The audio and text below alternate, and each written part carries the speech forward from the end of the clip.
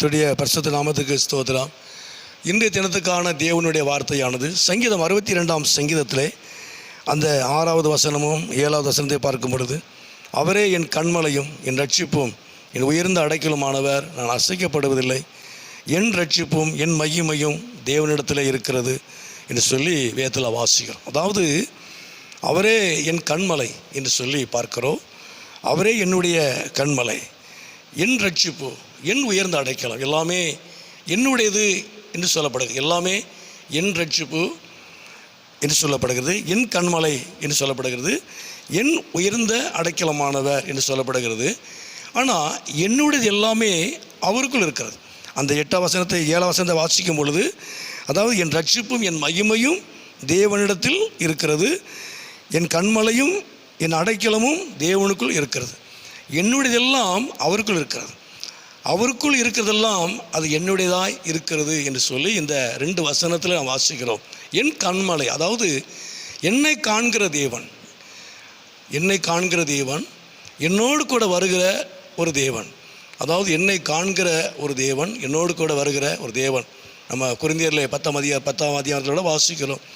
ஏன்னா அவர்களோடு கூட சென்ற கண்மலை, அவர்களோடு கூட சென்ற கண்மலை, கூட வருகிற கண்மலை ஆண்டவராக இயேசு கிறிஸ்து.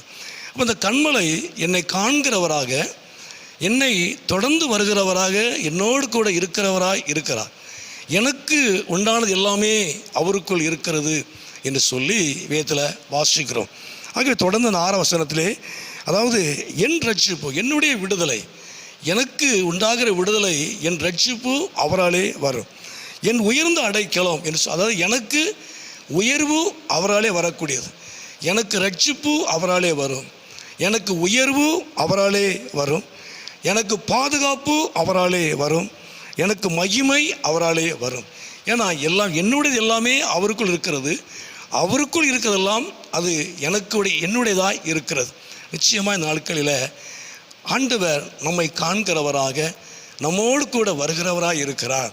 அவராலே உங்களுக்கு ரட்சிப்பு வரும், அவராலே உங்களுக்கு விடுதலை வரும், அவராலே உங்களுக்கு உயர்வு வரும், அவராலே உங்களுக்கு பாதுகாப்பு வரும், அவராலே உங்களுக்கு மகிமை வரும்.